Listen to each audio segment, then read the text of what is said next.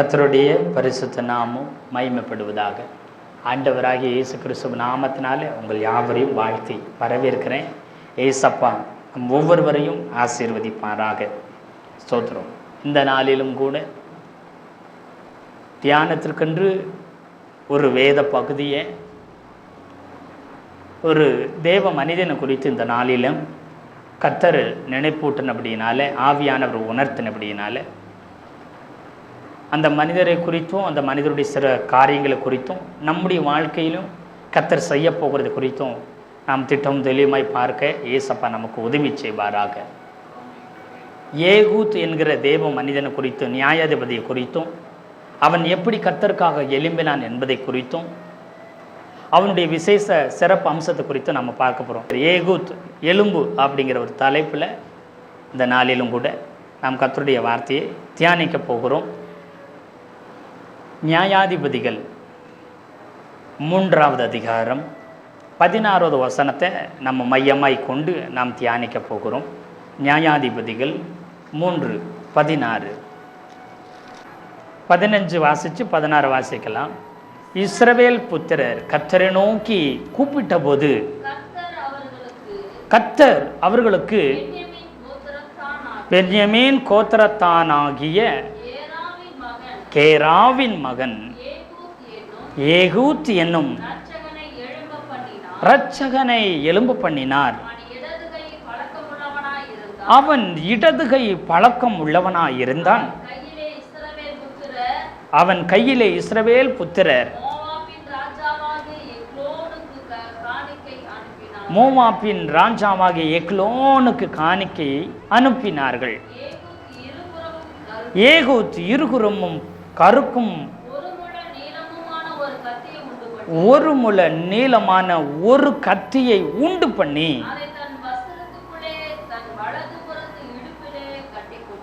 அதை தன் வஸ்திரத்துக்குள்ளே தன் வலதுபுறத்து இடுப்பிலே கட்டி கொண்டான்.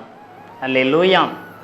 ஆமை. சுதந்த முதல் நியாயாதிபதி ஒத்தினியேல் என்கிற யூத கோத்திரத்திலிருந்து ஒத்தினியேல் என்கிற நியாயாதிபதியை கர்த்தர் எழும்ப பண்ணுகிறார். எழும்ப பண்ணி அவர் என்ன செய்கிறார்னா, அவன் மூலம் மெசபத்தாமியா ராஜாவிடத்திலிருந்து கையிலிருந்து 8 வருஷம் அடிமையாக இருக்கிறாங்க. அதிலிருந்து அவங்க விடுதலையாக்கி தேசம் கிட்டத்தட்ட 40 வருஷம் அமைதலாக இருக்கிறது. அதற்கப்புறம் பார்த்திங்கன்னா மறுபடியும் இஸ்ரவேல் ஜனங்கள் பொல்லாதவைகளை செய்கிறாங்க. கர்த்தரின் பார்வைக்கு பொல்லாப்பை செஞ்ச உடனே கர்த்தர் எக்லோன் என்கிற மோவாபின் ராஜாவின் இடத்துல அவங்க என்ன செய்தாங்க, ஒப்பு கொடுத்தார். அவர்கள் கிட்டத்தட்ட 18 வருஷம் மோவாபின் ராஜாவை இஸ்ரவேல் ஜனங்கள் சேவித்தார்கள் என்று சொல்லி நியாயாதிபதிகள் 3:14 வசனம் தெளிவாய் சொல்லுது. அப்பொழுது இஸ்ரவேல் புத்திரர்கள் எல்லாம் கர்த்தரை நோக்கி கூப்பிட்டார்களாம். அப்பொழுது பென்யமீன் கோத்திரத்தானாகிய ஒரு மனிதனை, அதாவது ஏகூத் என்பவனை கர்த்தர் எழும்ப பண்ணினார் என்று வேதம் சொல்லுகிறது. ஏகூத் என்று சொன்னால் பலவான் என்று அர்த்தம். ஏகூத் என்ற பேருக்கு பலவான் என்ற அர்த்தம். இன்னொரு அர்த்தம் மாட்சிமை அப்படின்னு சொல்லி அர்த்தமும் சொல்கிறாங்க. அவன் இடதுகை பழக்கம் உள்ளவனாய் இருந்தான் என்று சொல்லுது. இடதுகை பழக்கம் தானே, இதில் ஒரு பெரிய வித்தியாசம் என்ன இருக்குது? எத்தனையோ பேர் இடதுகை பழக்கம் உள்ளவங்களாக இருப்பாங்களே, இதில் ஏன் விசேஷித்து சொல்லுது அப்படின்னு யோசிக்கும் பொழுது, தமிழில் விசேஷித்து சொன்னது இடதுகை பழக்கம் உள்ளவன் மட்டும் சொல்லியிருக்குது. ஆனால் எபிரேய பைபிளில் சொல்லியிருக்கிறதுன்னு சொல்லி என்ன சொல்கிறாங்கன்னா, வேத பண்டிதர்கள், வேதத்தை ஆராய்ச்சி செய்கிறவங்க என்ன சொல்கிறாங்கன்னா, அவன் இடதுகை பழக்கம் உள்ளவனாய் இருந்தான்னு சொல்லாமல் அவன் வலதுகை சூம்பினவனாய் இருந்தான். அதனால் அவனது இடதுகை பழக்கம் உள்ளவனாய் அவன் மாறி போனான் என்று இருக்குது. வலதுகை சூம்பி போனதான். அதாவது நமக்கு தெரியும், இடதுகை பழக்கம் உள்ளவங்களை தெரியும், வலதுகையை போல் இடதுகை நல்லா இருக்கும், நார்மலாக இருக்கும். ஆனால் பழக்கம் என்ன இருக்கும்? இடதுகை பழக்கமாக இருப்பாங்க அவங்க. அது போல தான் இந்த ஏகூத் இருப்பான்னு நினைக்கும் பொழுது அப்படியல்ல. எபிரேயத்தில் சொல்லுது, வலது கை அவனுக்கு சூம்பி போயிருந்தது. அதனால தான் அவன் இடதுகை பழக்கம் உள்ளவனாய் இருந்தான் என்று சொல்லி எபிரேய வேதம் தெளிவாய் சொல்லுகிறதாக வேத அறிஞர்கள் சொல்கிறாங்க. அப்படிப்பட்ட ஒருவனை கர்த்தர் இரட்சகனாய் எழும்ப பண்ணினார். பென்யமீன் கோத்திரம் மிகவும் சின்ன கோத்திரம். யாக்கோபு இவனுக்கு பென்யமீன் என்று பெயர் வைத்ததுக்கு காரணம் என்ன? இவன் வலது கரத்தின் மகனாய் இருப்பான் என்று சொன்னா, இந்த ஏகூத்துக்கு வலது கரம் எப்படி இருக்குது? இஸ்ரவேலுக்கே வலதுகரமாய் இருக்க வேண்டிய இந்த ஏகூத்தினுடைய வாழ்க்கையில வலதுகை சூம்பி போனவனாய், வலதுகை பலவீனம் அடைந்தவனாய் இருக்கிறான். வலதுகரமாய் யாக்கோபுக்கே இஸ்ரவேலுக்கே வலதுகரமாய் இருக்கிற பென்யமீன் கோத்திரத்தில் வந்த இவனுக்கு வலதுகரம் பலவீனமாய் இருக்குது. இவன் எப்படி இஸ்ரவேல் தேசத்துக்கே வலதுகரமாய் எழும்ப போகிறான்? இந்த ஏகூத்தை கர்த்தர் என்ன செய்கிறார்? இரட்சகனாக எழும்ப பண்ணினார். இவன் உடல்ல மட்டும்தான் பலவீனம் இருந்ததை தவிர இவன் மனதிலேயோ இவன் சிந்தையிலோ இவன் விசுவாசத்திலேயோ கர்த்தர் மேல் வைத்திருக்கிற நம்பிக்கையில ஒரு நாளும் அவன் பலவீனனாய் இருக்கவே இல்லை. மற்ற இஸ்ரவேலர்கள் எல்லாரும் 18 வருஷம் இந்த மோவாபிய ராஜாவை எக்லோனே சேவித்தார்கள்.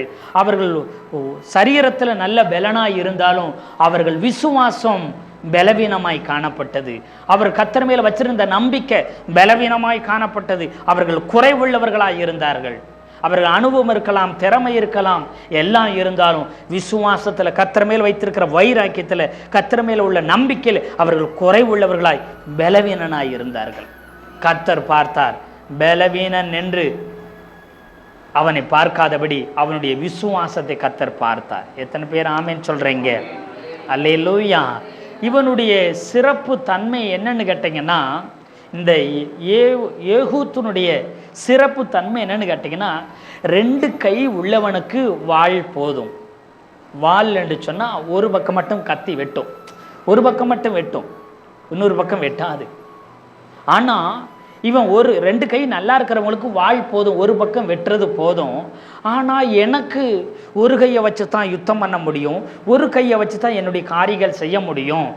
அப்படின்னா நான் எந்த சைடில் வெட்டினாலும் எப்படி வெட்டினாலும் அது வெட்டும்படிக்கு அது எப்படி இருக்கணுமா? இருபுறமும் கருக்குள்ளதாக இருக்கணும் என்று சொல்லி யோசித்தான். தன்னுடைய பலவீனத்தவே அவன் பலனாய் மாற்றி கொண்டான். அவன் பலவீனத்தை சொல்லி குறைய சொல்லி தனக்கு இல்லை என்பதை சொல்லி அவன் சோர்ந்து விழுந்து போகவே இல்லை. இந்த ஏகூத் இதற்கு ஒரு மாற்று வழி நான் ஏற்படுத்துவேன், மாற்று வழி உண்டாக்குவேன் என்று சொல்லி அவன் யோசித்தான், அவன் சிந்தித்தான். அவன் நிச்சயமாக கர்த்தரிடத்தில் செபித்திருப்பான்.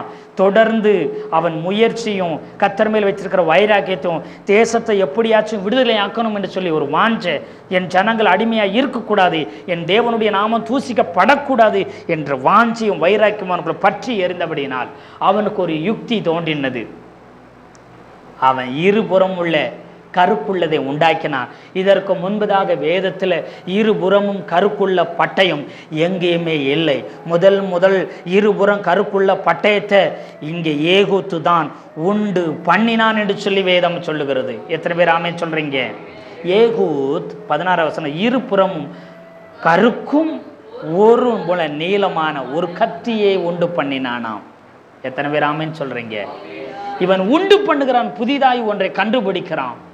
தன் பலவீனத்தில், தன்னுடைய குறைவில், தன்னுடைய சோர்வில், தன்னால் முடியாது என்கிற சூழ்நிலையில் கர்த்தருக்காகவும் கர்த்தருடைய ஜனத்துக்காகவும் தேவனுடைய ராஜ்யத்துக்காகவும் எதையாகலும் செய்யணும் என்று சொல்லி தொடர்ந்து பாரத்தோடு, ஆத்துமா பாரத்தோடு, வேதனையோடு கர்த்தருக்காக எதையாவது சாதிக்கணும்ன்ற அந்த வைராக்கியத்தோடு அவன் தொடர்ந்து கர்த்தருக்காக அவன் முன்னேற விரும்பினான். பாருங்க, அவனுடைய பலவீனமே பலமாய் மாறிவிட்டது. எத்தனை பேர் ஆமென் சொல்றீங்க? அல்லேலூயா சொல்லுங்களேன். இன்னைக்கு எது உங்களுக்கு பலவீனம் என்று சொல்லி ஜனங்கள் சொல்றாங்களோ, எது உங்களுக்கு குறைவு என்று சொல்லி மற்றவங்க நினைக்கிறாங்களோ, அதில் கர்த்தர் உன்னை பலமாக எலும்ப பண்ணும்படி புதிய யுக்திகளையும் புதிய வழியையும் புதிய காரியத்தையும் கர்த்தர் உன்னை கொண்டு துவங்க போகிறார். எத்தனை பேர் ஆமென் சொல்றீங்க? ஒரு சாமுவேல் அவன் ஊழியக்காரனை எழும்ப முடியாமல் கோராகின் வம்சத்தில் பல 100 வருஷங்கள் அவன் கஷ்டப்பட்டு கொண்டு தான் 15 தலைமுறையை கஷ்டப்பட்டவன் 16வது தலைமுறையை ஒரு புதிய வழியை கர்த்தர் அவன் மூலம் உண்டாக்கினார். எத்தனை பேர் ஆமென் சொல்றீங்க? நான் மட்டும் தீர்க்கதரிசியாக இருந்தால் பத்தாது, தீர்க்க தரிசிகளுக்கு என்று சொல்லி என்ன செய்தான்? வகுப்புகளை ஏற்படுத்தினான், அதற்குன்னு பயிற்சிகளை ஏற்படுத்தினான், அதற்குன்னு தீர்க்கதரிசி கூட்டத்தை அவன் ஏற்படுத்தினான். எத்தனை பேர் ஆமேன்னு சொல்றீங்க? ஒரு புதிய வழியை கர்த்தர் உன்னை கொண்டு உருவாக்க போகிறார். ஒரு புதிய தரிசனத்தை உன்னை கொண்டு கர்த்தர் துவங்க போகிறார். நீ பலவீனப்பட்ட உன்னை கொண்டு, குறைவுள்ள உன்னை கொண்டு கர்த்தர் ஒரு புதிய வழியை துவங்க போகிறார். எத்தனை பேர் ஆமேன்னு சொல்றீங்க? அல்லேலூயா. ஆமா, பாருங்க, இந்த இருபுறமும் கருப்புள்ள பட்டயத்தை அவன் உண்டு பண்ணினா கிட்டத்தட்ட 1.5 அடி நீளம், 1 முழம் என்று சொன்னா 1.5 அடி நீளமுள்ள ஒரு கத்தியை அவன் உண்டு பண்ணினான். உண்டு பண்ணி கொண்டு என்ன செஞ்சானா, வலது புறத்தை இடுப்பில் வைத்து கட்டி கொண்டான். உள்ளே வச்சு வஸ்திரத்துக்குள்ளே கட்டி கொண்டானா. ஏன்னா வலது கை பழக்கம் உள்ளவங்க இடது சைடு தான் கத்தியை வச்சுருப்பாங்க. இடது கை பழக்கம் உள்ளவங்க வலது பக்கம் வச்சுருப்பாங்க. வஸ்திரத்துக்குள்ளே மறைச்சி வச்சுருந்தாங்க. அல்லேலூயா. இப்போது மோவாபின் ராஜாவுக்கு காணிக்கையை யாருக்கிட்ட கொடுத்து அனுப்புகிறாங்க? இவனும் இவனுடைய கூட ஒரு கூட்டத்தையும் காணிக்கை கொடுக்கும்படி அனுப்புகிறாங்க. ஏனென்று சொன்னால், எங்கே யாரிடத்தில் எப்படி பேச வேண்டும் என்று ஞானம் அறிந்தவனாய் அவன் இருந்திருக்க வேண்டும். அல்லேலூயா, அல்லேலூயா. ஒரு ராஜா கிட்ட எப்படி பேசணும், ராஜாவுடைய காரியத்தை சமரசமாக எப்படி முடிக்கணும் என்பதை அறிந்திருந்தபடினால இவன் கையில் காணிக்கையை கொடுத்து அனுப்பியிருந்தாங்க. அதாவது கப்பம் கட்டுகிறது போல இவங்க 18 வருஷமாக என்ன செய்து கொண்டிருக்கிறாங்க? காணிக்கைகளை எக்லோன் ராஜாவுக்கு அனுப்பினார்கள். அதுவும் இவருடைய கையிலிருந்து, இந்த ஏகூத்து கையிலிருந்து என்ன செய்தாங்க? இஸ்ரவேல் புத்திரர் கொடுத்து அனுப்பினார்கள் என்று வேதம் சொல்லுகிறது. 18வது வசனத்தை 17வது வசனத்தில் காணிக்கையை மோவாபின் ராஜாவாகிய எக்லோனுக்கு அவன் செலுத்தினான். எக்லோன் மிகவும் ஸ்தூளித்த மனுஷனாயிருந்தானா. எக்லோன் என்கிற மோவாபிய ராஜா மிகவும் குண்டாயிருந்தானா. ஸ்தூளித்தனா, ரொம்ப குண்டா இருந்தானா அந்த மனுஷன். இவன் போய் காணிக்கை என்ன செய்கிறானா? இந்த ஏகூத்து போய் செலுத்தினார். எத்தனை பேர் ஆமென் சொல்றீங்க? அல்லேலூயா. அவன் காணிக்கையை செலுத்தி தீர்ந்த பின்பு காணிக்கை சுமந்து வந்த ஜனங்களை எல்லாம் என்ன செஞ்சிட்டானா? அனுப்பி விட்டுட்டு இவனும் போகிறது போல போய் என்ன செய்துக்கிட்டான்? அவனும் கில்காலில் உள்ள சிலைகள் இருக்கும் இடத்துல திரும்பி வந்து என்ன செஞ்சான்? ஒரு சிலைகள் இருக்கிற இடத்துல கில்காலில் போய் என்ன செஞ்சான்? அங்கே போய் இருந்து அந்த இருக்கும் இடத்துல போயிட்டு திரும்பி அவன் என்ன செய்கிறான்? திரும்பி வந்துட்டான். இவன் மட்டும் வந்து ராஜா கிட்ட சொல்ல வேண்டிய ஒரு ரகசியமான வார்த்தை ஒன்று இருக்குன்னு சொன்னான். அதற்கு அவன் பொறு என்று சொல்லி அங்கே இருக்கிற எல்லாத்தையும் அவன் என்ன செஞ்சிட்டான்? வெளியில் அனுப்பிவிட்டான். ஏகூத்தோ அவன் கிட்ட போய் அவனோ தனக்கு தனிப்புற இருந்த குளிர்ச்சியான அறை வீட்டில் உட்கார்ந்திருந்தான். அப்பொழுது ஏகூத், உம்மிடத்தில் சொல்ல வேண்டிய தேவ வாக்கு எனக்கு உண்டு என்றான். அவன் தன் ஆசனத்திலிருந்து எழுந்திருந்தான். உடனே ஏகூத் என்ன செய்கிறான்? தான் கையில் வச்சிருந்த மறைச்சி வச்சிருந்ததை என்ன செய்ய, இடது கையை நீட்டி அந்த இடுப்பில் இருந்த கத்தி உள்ளுக்குள்ள இருந்து உருகி என்ன செய்கிறான்? வயிற்றுக்குள்ளே பாய்ச்சறான். உள்ள முன்புறம் குத்துனது பின்புறம் வெளியில் வர்ற அளவுக்கு அவன் போர்ஸா வேகமாக அவன் குத்தினான். அல்லேலூயா, அல்லேலூயா. கர்த்தருடைய நல்ல நாமம் மகிமைப்படுவதாக. அவனுடைய ஞானம், அவனுடைய விவேகம் கர்த்தருக்கானதாக இருந்தது. அவனுடைய வாஞ்சியெல்லாம் தேவ ஜனங்களை விடுதலையாக்க வேண்டியது தான் இருந்தது. அவனுடைய விருப்பம், ஏக்கம் எல்லாமே என் ஜனங்கள் சொந்த தேசத்தில் சுதந்திரவாளியாக இருக்கணும், யாருக்கும் அடிமையாக இருக்கக்கூடாதுன்னு நினைத்து கொண்டிருந்தான். அல்லேலூயா. அவன் இஸ்ரவேல் ஜனங்கள் ஒரு காணிக்கை செலுத்துகிற இரு புறத்தாரும், அதாவது இந்த பக்கமும் அந்த பக்கமும் சமரசம் பேசுகிற ஒரு சாதாரண மனிதனை போல இங்கிட்டு இருந்து அங்கிட்டு, அங்கிட்டு இருந்து இங்கிட்டு அவனை அனுப்பி கொண்டிருந்தார்கள். அல்லேலூயா. இவன் தேவ வாக்கு, கர்த்தருடைய வாக்கு ஒன்று இருக்குதுங்க, ரகசியமாக வந்து சொல்லணுங்க, வேற யாரும் இல்லைங்கன்னு சொல்லி ஞானமாய் அவன் பேசுகிறான். அல்லேலூயா. பேசி அந்த மோவாபிய ராஜாவை கொன்று போட்டு அங்கிருந்து பலகனி வழியாக இறங்கி என்ன செய்கிறார்? தப்பித்து ஓடி விடுகிறார். அல்லேலூயா சொல்லுங்களேன். அல்லேலூயா. எல்லாரும் காத்திருக்கிறாங்க. ராஜா என்ன செஞ்சிருக்கிறாரு? பாத்ரூம் போயிருக்கிறாரு. அவர் என்ன செய்வார்? வந்துடுவார். அதான் கதவு பூட்டி இருக்குது, கதவு பூட்டி இருக்குது, கதவு பூட்டி இருக்குது உள்புறமானு பாருங்க. கதவை உள்புறமாக பூட்டி வச்ச இவன் கதவை திறந்து ஓடுனா கண்டுபிடிச்சிருவாங்க. இவன் ஜன்னல் வழியாக பலகனி வழியாக குதிச்சு ஓடி இருக்கிறான். அல்லேலூயா சொல்லுங்களேன். அதனால உள்ளுப்புறமாக யார் பூட்டியிருப்பார்? ராஜா மட்டும்தான் பூட்டியிருப்பார். ராஜா உள்ளே இருக்கிறாரு, முக்கியமான காரியம் மலை ஜலாதி போயிருக்கிறாரு, பாத்ரூம் போயிருக்கிறார், அவர் கதவை திறப்பாருன்னு எதிர்பார்த்து வெகு நேரம் காத்திருந்தாங்க. இந்த சமயத்தை பயன்படுத்தி அங்கிருந்து தப்பித்து ஓடிவிட்டார். அல்லேலூயா சொல்லுங்களேன். அவன் தப்பித்து ஓடினது மாத்திரமல்ல, அவன் தப்பி ஓடி போய் பாருங்க 27வது வசனத்துல, அங்கே வந்தபோது எப்ராயிம் மலையில் எக்காலங்கள் எங்க ஊதினா. எப்ராயிம் மலையில தான் அங்க யோசுவாவை புதைத்து வைத்திருக்கிறாங்க. அந்த எப்ராயிம் மலை தேசத்துல தான் என்ன செய்கிறது? சீலோவாம் இருக்குது, சீலோவாம் இருந்தது. அல்லேலூயா சொல்லுங்களேன். ஆமே. அந்த இடத்துல நம்ம எக்காலம் ஊதுகிறான். அங்கிருந்து வெற்றியின் தொனி அங்கே ஊதுகிறான். எக்காலத்தை எடுத்து வெற்றியின் தொனி. அந்த சத்தத்தை கேட்ட உடனே உங்களுக்கு புரிந்தது. அல்லேலூயா. இஸ்ரவேல் புத்திரர் அவனோடு கூட என்ன செய்கிறாங்க? எல்லாம் கூடி வந்தாங்க. அவன் முன்னாடி நடந்து வழியை காமிச்சு போகிறான். அல்லேலூயா சொல்லுங்களேன். அல்லேலூயா. என்னை பின் தொடர்ந்து வாங்கன்னு சொல்லுகிறான். அவனை பின் தொடர்ந்து போகிறாங்க. போனது மாத்திரமில்லை, கிட்டத்தட்ட ஏறக்குறைய 10,000 பேரை அவர்கள் வெட்டினார்கள். இஸ்ரவேல் ஜனங்கள் 10,000 பேரை வெட்டுறாங்க. இவன் எக்காலம் ஊதினவன். இவனுடைய திட்டத்தின்படியே இவர்கள் ஆயத்தமாகி என்ன செய்கிறாங்க? காத்து கொண்டிருக்கிறாங்க. சோர்ந்து போனவங்க, நம்பிக்கை இல்லாத சூழ்நிலையில் இருந்தவங்க. ஏன்னா இதுக்கு முன்பதாக முத 8 வருஷம்தான் ஒத்தினியல் காலத்தில், காலேப் காலத்தில் வெறும் 8 வருஷம்தான் அடிமைப்பட்டிருந்தாங்க. அல்லேலூயா சொல்லுங்களேன். இப்போ இந்த 8 வருஷத்தில் கர்த்தர் திரும்ப எங்களை திருப்புவார்னு பார்த்தா 8 என்ன செஞ்சிருச்சு? 18ஆவே மாறிடுச்சு. அல்லேலூயா. 2வது அவன் நியாயாதிபதியாக இருக்கிறான். இவ்வளோ காலம் ஆயிடுச்சேன்னு கர்த்தர் அந்த பலவீனனை கொண்டு பெரிய காரியங்களை கர்த்தர் சாதித்தார். எத்தனை பேர் ஆமென் சொல்றீங்க? அல்லேலூயா சொல்லுங்களேன். அந்த குறைவுள்ளவனை கொண்டு யாரும் செய்ய முடியாத அசாத்தியமான காரியங்களை செய்ய வைத்தார். ஏன்னு கேட்டால் அன்னைக்கு 10,000 பேரை கொண்டு போட்டாங்க. அவங்க யாரு தெரியுமா? 29வது வசனம். அக்காலத்திலே மோவாபியர்கள் ஏறக்குறைய 10,000 பேரை வெட்டினார்கள். அவர்கள் எல்லாரும் புஷ்டி உள்ளவர்களும் பராக்கிரமசாலிகளுமாய் இருந்தார்கள். அவர்களில் ஒருவனும் தப்பவில்லை. இஸ்ரவேல் ஜனங்களுடைய திறமையினால் அல்ல, அனுபவத்தினால் அல்ல, இந்த ஏகூத்தினுடைய அர்ப்பணிப்பினால, ஏகூத்தினுடைய வாஞ்சையினால, தேவன் மேல, தேவ ஜனங்கள் மேல இருக்கிற வைராக்கியத்தினால, ஒரு நாள் 2 நாள் அல்ல, ஒவ்வொரு தடவும் அவன் காணிக்கை செலுத்தும் போது, கப்பங்கட்ட போகும் பொழுதெல்லாம் அவனுடைய இருதயம் கொதித்தெழுந்தது. எப்பொழுது விடுதலையே, எப்பொழுது என்னுடைய ஜனத்துக்கு பெற்று தர வேண்டும், எப்பொழுது கர்த்தர் காரியத்தை வாய்க்க பண்ணுவார் என்று சொல்லி ஏங்கி கொண்டிருந்தான்.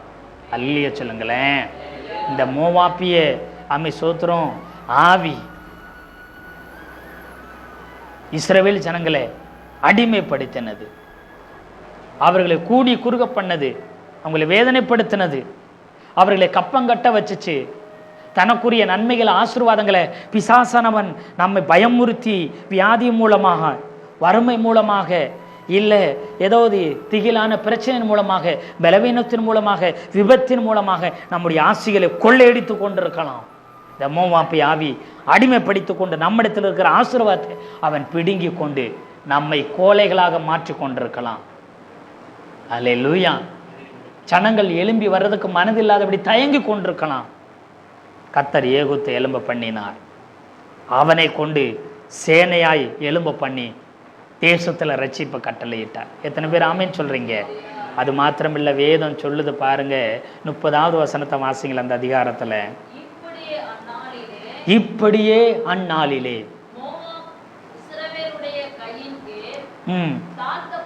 மோவாப் வந்து இஸ்ரவேலின் கையின் கீழ் தாழ்த்தப்பட்டவங்க. தாழ்த்தினவன் தாழ்ந்து போனான். அதனால் தேசம் 80 வருஷம் அமைதலாய் இருந்தது. நியாயாதிபதிகள் வரலாறிலே அதிக வருட காலம் தேசம் அமைதலாய் இருந்தது. இந்த ஏகூத்து காலம்தான் ஏறக்குறைய 80 வருட காலம். எத்தனை பேர் ஆமேன்னு சொல்றீங்க? 40 வருடம் இருந்துச்சு, 20 வருஷம் இருந்துச்சு, பல எத்தனையோ வருடங்கள் இருந்திருக்கலாம்.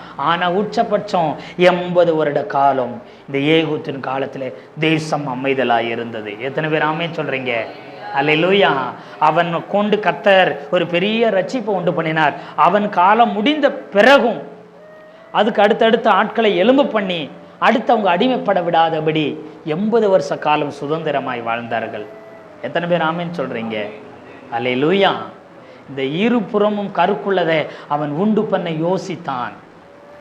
நான் பலவீனன் அல்ல, நான் குறைவுள்ளவன் அல்ல, நான் என்றைக்கும் பலவான் தான், என்னுடைய பலவீனமே எனக்கு பலமாய் மாறும் என்று சொன்னான். எத்தனை பேர் ஆமேன்னு சொன்னீங்க? என்னுடைய குறைவே நிச்சயமாய் நிறைவாய் கர்த்தர் மாற்றுவார் என்று சொல்லி அவன் யோசித்து கொண்டே இருந்தான். பாருங்க, இந்த இருபுறமும் கருக்குள்ள பட்டயத்தை கத்தி அவன் உண்டு பண்ணுகிறான். வேதம் சொல்லுகிறது, சங்கீதம் 149:8 எப்படியா சொல்லுகிறது? ஒரு வாசிக்கலாம். 149:8.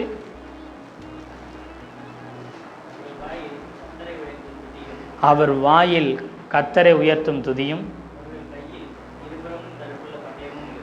அவர்கள் கையில் இருபுறமும் கருக்குள்ள பட்டயம் இருக்கும்.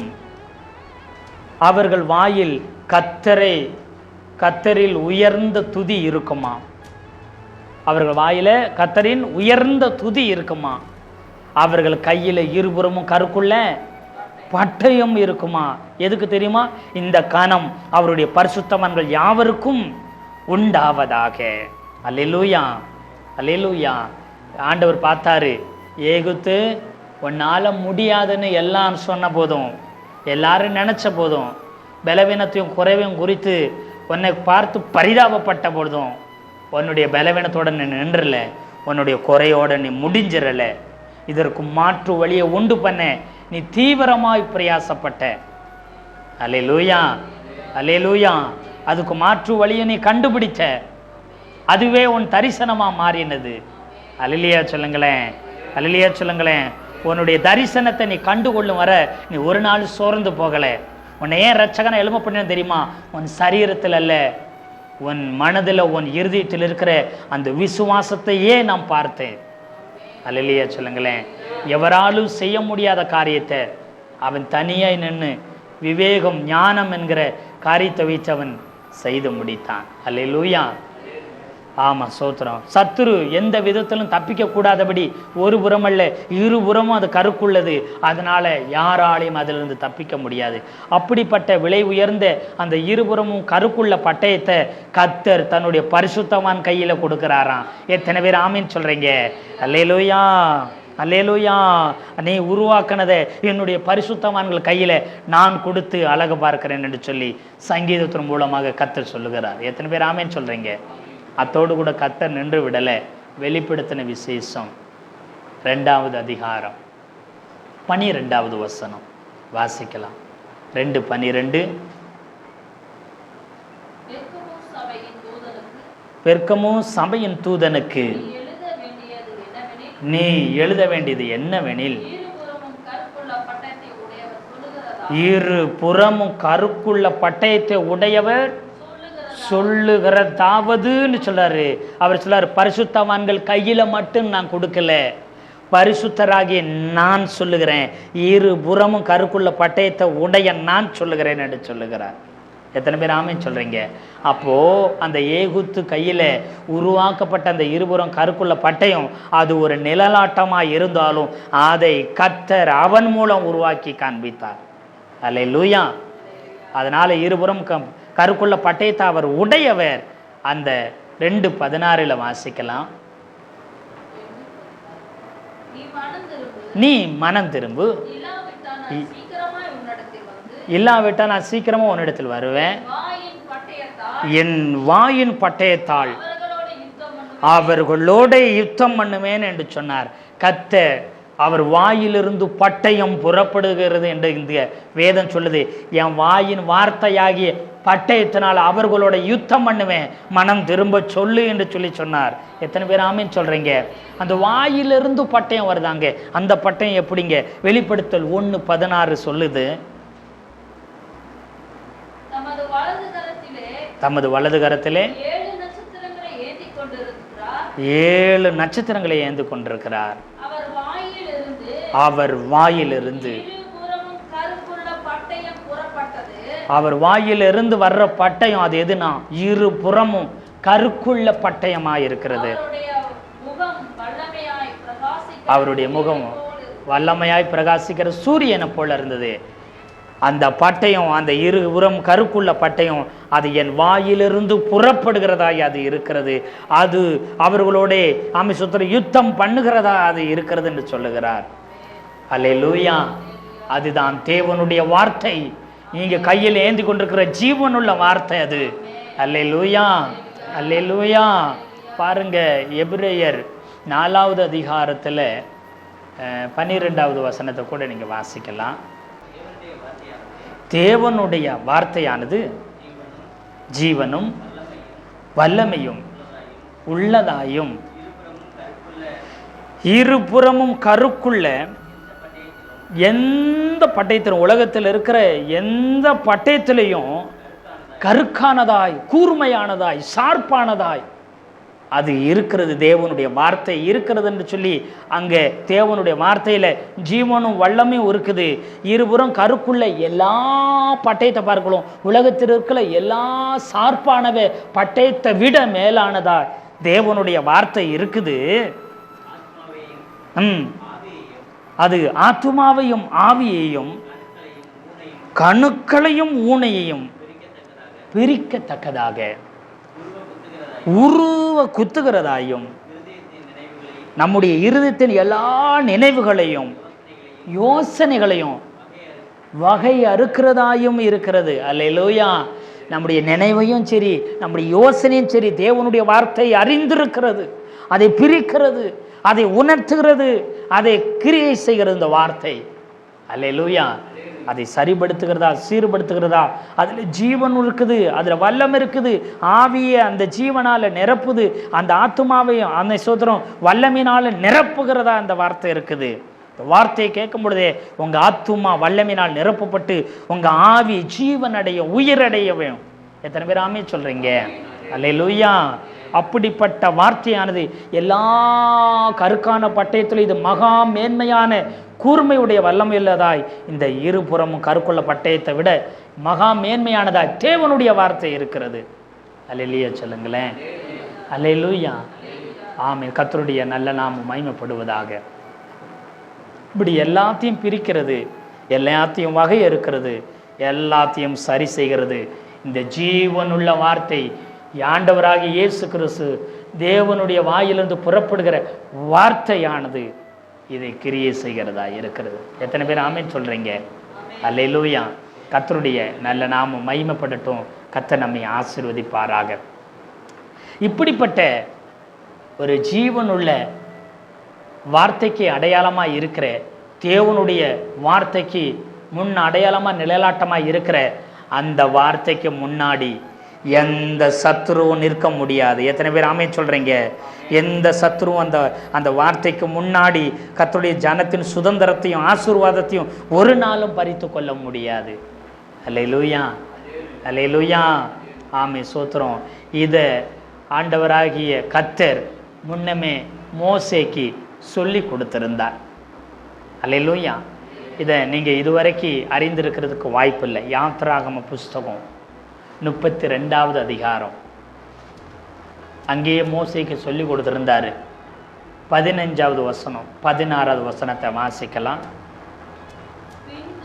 பின்பு மலையிலிருந்து இறங்கினான். சாட்சி பலகைகள் இரண்டும் அவன் கையில் இருந்தது. அந்த பலகை, கற்பலகைகள் இரு புறமும் எழுதப்பட்டிருந்தது. அவைகள் இந்த பக்கத்திலும் அந்த பக்கத்திலும் எழுதப்பட்டிருந்தது. அல்லேலூயா சொல்லுங்களேன். அல்லேலூயா, அல்லேலூயா. அப்படின்னா மோசே கிட்டே கர்த்தர் சொல்றாரு, இது வெறும் கற்பலகம் மட்டும் அல்ல, ஒரு பக்கத்தில் எழுதுறதுக்கு இது சாதாரண காரியம் அல்ல. இந்த கற்பலகையில் ஒரு பக்கம் எழுதக்கூடாது. ஒவ்வொரு 2 கற்பலகை இருக்குது. 2 கற்பலகையிலும் முன்னாடியும் எழுது, பின்னாடியும் எழுது.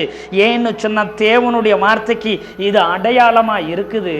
அது இருபுறமும் கருக்குள்ளதுக்கு அடையாளமாக ஒப்புமையாக இருக்கிறத நீ அறிந்து கொள்ளும்படிக்கு 2 பக்கத்திலையும் எழுதப்பட்டிருக்கிறது. எத்தனை பேர் ஆமேன்னு சொல்றீங்க? இதை மோசே எழுதி வைக்கல, இடம் பத்தலன்னு சொல்லி அவன் அறிவு மூளைக்கு எட்டி இந்த காரியத்தை அவன் செய்து விடவில்லை. அடுத்த வசனத்தை வாசிங்க. அந்த பலகைகள் தேவனால் செய்யப்பட்டதாயும் அவைகளிலே பதிந்த எழுத்து தேவனால் எழுதப்பட்ட எழுத்துமாய் இருந்தது. எத்தனை பேர் ஆமென் சொல்றீங்க? அல்லேலூயா, அல்லேலூயா, அல்லேலூயா. ஆமா, அது தேவனால் எழுதப்பட்டது. அது தேவனே அந்த பலகையை உண்டு பண்ணினது. அந்த வார்த்தையானது தேவனால் உண்டானது, தேவன் மூலம் உண்டானது. அது தேவனாய் இருக்கிறது. அதில் தான் யோவான் 1:1 சொல்லியிருக்கு, ஆதியிலே வார்த்தை இருந்தது, அந்த வார்த்தை தேவனிடத்தில் இருந்தது, அந்த வார்த்தையே தேவனாய் இருந்தது, அந்த வார்த்தை மூலம் சகலமும் உண்டாக்கப்பட்டது. அந்த வார்த்தை தான் ஆண்டவராகிய இயேசு கிறிஸ்துவாய் உலகத்தில் வந்தது. எத்தனை பேர் ஆமென் சொல்றீங்க? அல்லேலூயா சொல்லுங்களேன், அல்லேலூயா சொல்லுங்களேன். இந்த ஜீவனுள்ள வார்த்தை வெளிப்படக்கூடாதபடி, ஜீவனுடைய தேவனாகிய கிறிஸ்து வெளிப்படக்கூடாதபடிக்கு, அது கிரியை செய்யக்கூடாதபடிக்கு இஸ்ரவேல் ஜனங்கள் கீழே பொன் கன்றுக்குட்டிகளை உண்டு பண்ணி அமளி உண்டு பண்ணி கொண்டிருந்தாங்க. பண்டிகை, கர்த்தருக்கு பண்டிகைன்னு சொல்லி கர்த்தருக்கு அருவருப்பானதை செய்து கொண்டிருந்தாங்க. அல்லேலூயா, அல்லேலூயா. அவன் மோசே கீழே வந்து கர்த்தருடைய வார்த்தையை இருபுறமும் கருக்குள்ளதை, கர்த்தர் ஒப்பு கொடுத்ததை, கர்த்தர் உண்டாக்கி எழுதி கொடுத்ததை ஜனங்கள் முன்பதாக காண்பித்து, இரு பக்கமும் திருப்பி காண்பித்து, அந்த வார்த்தைகளை போதித்து தேவனுக்கு நேராக திருப்ப நினைத்து இறங்கி, எத்தனையோ கனவோடு கூட, எத்தனையோ தேவனுடைய இருதயத்தில் பாரத்தை சுமந்து மலையிலிருந்து கீழே இறங்கினான். ஆனால் அந்த வார்த்தையோ அந்த கற்பலகையோ பார்க்கறதுக்கும் கேட்கறதுக்கோ யாரும் இல்லை. அவர்கள் பண்டிகை கொண்டாடி கொண்டிருந்தார்கள். அவர்கள் எல்லாரும் கண்டுகுட்டியை பார்த்து கொண்டிருந்தாங்க. அவங்க ஆடி பாடி தவறான காரியங்களை செய்து கொண்டிருந்தாங்க. அல்லேலூயா, அல்லேலூயா. அப்போ மோசே கோபம் வந்தவனா எதை உடைக்கிறான்? பலகையை உடைச்சான். தேவன் கொடுத்த பலகையை உடைச்சான். தேவன் உண்டாக்கின உடன்படிக்கையை உடைத்தான். அவன் வார்த்தைகளை உடைத்தெறிந்தான். தேவனுடைய வார்த்தைகளை அங்கே தகர்த்து போட்டான்.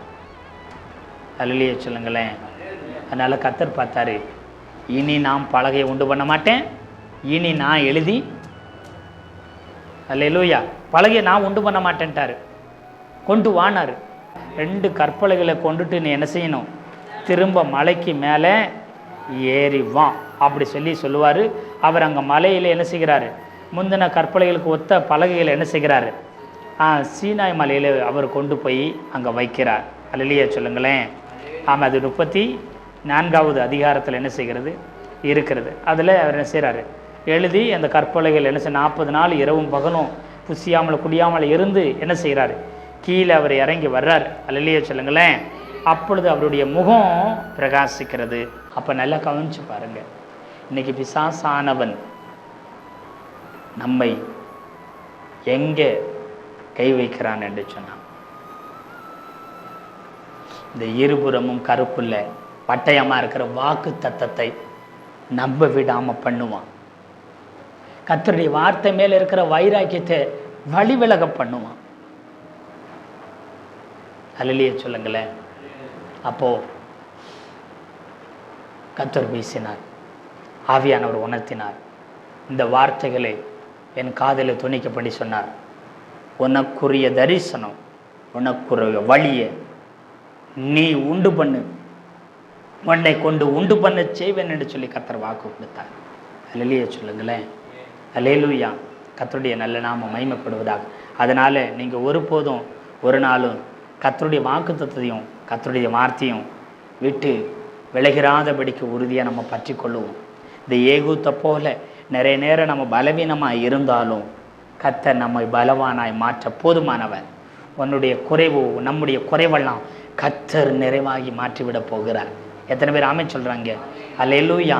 அவன் பரிசுகளை கொண்டு போய் அந்த ராஜா கிட்ட நயந்து சமாதானமாக பேசி சமரசம் பண்ணி அவர் இந்த எக்லோன் ராஜா கிட்ட கொண்டு போய் பரிசு கொடுக்குறவனா, காணிக்கை கொடுக்குறவனா இருந்தான். அல்லேலூயா சொல்லுங்களேன். அவன் வெளியில் காணிக்க கொடுக்கறது போல இருந்தாலும் உள்ளே கர்த்தருடைய சித்தத்தை செய்யாமல் நான் ஓய்ந்து போக மாட்டேன் இருந்தார். அல்லேலூயா. கர்த்தர் அவரை கொண்டு திட்டத்தை வாய்க்க பண்ணினார். தன்னுடைய தரிசனத்தை நிறைவேற்றி முடித்தார். அந்த இருபுறமும் கருக்குள்ளதை அவன் உண்டாக்குனதை கர்த்தர் கனம் பண்ணினார். வெளிப்படுத்தின விசேஷம் வரைக்கும் சபைகளுக்கும் சொல்லுகிற அளவுக்கு என் வாயிலிருந்து இருபுறமும் கருக்குள்ள பட்டயம் என்ன செய்யும்? புறப்பட்டு வரும். அது தேவனுடைய வார்த்தைக்கு அடையாளமாக இருக்கு. நீ எந்த சத்துரு உன்னை அடிமைப்படுத்த நினைச்சாலும் உன்னுடைய இருபுறம் கருக்குள்ள பட்டயமாக இருக்கிற தேவனுடைய வார்த்தையும் வாக்குத்தத்தத்தை எடுத்து சத்துருவை வீழ்த்தி விடு. எத்தனை பேர் ஆமென் சொல்றீங்க? அல்லேலூயா, அல்லேலூயா. அது தேவனாய் இருக்குது. அந்த வார்த்தை அது தேவனிடத்திலிருந்து வந்தது. அது தேவனுடைய வல்லமையை கொண்டு வந்திருக்குது.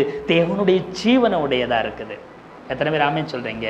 கர்த்தர் தாமே இந்த ஏகூத்தை போல நம்மையும் கர்த்தர் என்ன விசேஷத்த காரியங்களை, ஒரு புதிய அத்தியாயத்தை, ஒரு புதிய துவக்கத்தை, ஒரு புதிய தரிசனத்தை, ஒரு புதிய தரிசன பாதையை நம்மூலம் உண்டாக்கி கோடான கோடி ஜனங்களை கர்த்தருக்கு நேராய் அந்த வழியை திருப்பும்படி கர்த்தர் செய்ய போகிறார்.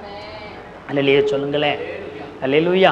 நான் மந்தவாயி, நான் திக்குநாவு, நான் பேச அறியாதவன், நான் தகுதி இல்லாதவன் அப்படி சொல்லுகிற மோசையை வச்சு தான் 30 லட்சம் ஜனங்களையும் வழி நடத்தினார். அல்லேலூயா. ஆமை சோத்திரம். அது மாத்திரம் இல்லை, ஆமை சோத்திரம் ரொம்ப பலவீனப்பட்டிருந்தவனை பார்த்து தான் நீ பலவான்னு சொன்னான். ஆமை சோத்திரம் நான் சிறு பிள்ளையாக இருக்கிறேன், நான் விவரம் அறியாதவனாக இருக்கிறேன்னு சொன்னேன். அந்த இறமையை பார்த்தான், நீ சிறு புல்லுன்னு சொல்லாதன்னு சொன்னார். எத்தனை பேர் ஆமென் சொல்கிறீங்க? நான் எல்லாத்துலையும் சிறு குழந்தையை போல இருக்கிறேன், நான் சிறுவனை போல இருக்கிறேன், நான் தகுதி இல்லாமல் இருக்குன்னு சொன்ன போது அல்லேலூயா. கர்த்தர் அவரை கொண்டு மாபெரும் காரியங்களை செய்ததை சொல்லுகிறார். கர்த்தர் உங்கள் பட்சத்தில் இருக்கிறார். உங்களை கொண்டு ஒரு பெரிய மகா பெரிய அத்தியாயத்தையும் ஒரு பெரிய தரிசனத்தையும் இந்த தேசத்தில் இந்த உலகத்தில் கர்த்தர் கொண்டு வர சித்தமுள்ளவராக இருக்கிறார். எத்தனை பேர் ஆமென் சொல்கிறீங்க? அதன் வழியை, அந்த தரிசனத்தின் வழியாய் பல லட்சக்கணக்கான ஜனங்கள், கோடான கோடி ஜனங்கள் கர்த்தரிடத்தில் திரும்பும்படிக்கு ஒரு தரிசனத்தின் ஆமை சோத்திரம் ஒரு திறவுகோலாய் கர்த்தர் உங்களையும் என்னையும் வகிச்சிருக்கிறார் என்பதில் சந்தேகம் இல்லை. இந்த கடைசி கால எழுப்புதலின் தரிசனத்தின் வாசலாய், தரிசனத்தின் திருப்பு முனையாய், ஆமை சோதர தரிசனத்தின் பாதையாய் கர்த்தர் நம்மை உருவாக்கி ஒரு திரள் சேனையை பரலோகத்துக்கு கொண்டு ஆயத்தப்படுத்த போகிறார். கர்த்தர் தாமே நம்மை கொண்டு பலத்த காரியங்களை, பயங்கரமான காரியங்களை செய்வாராக. கர்த்தர் தாமே இந்த வார்த்தை கொண்டு நம்ம ஒவ்வொருத்தரையும் ஆசீர்வதிப்பார். ஆமேன், ஆமேன், ஆமேன்.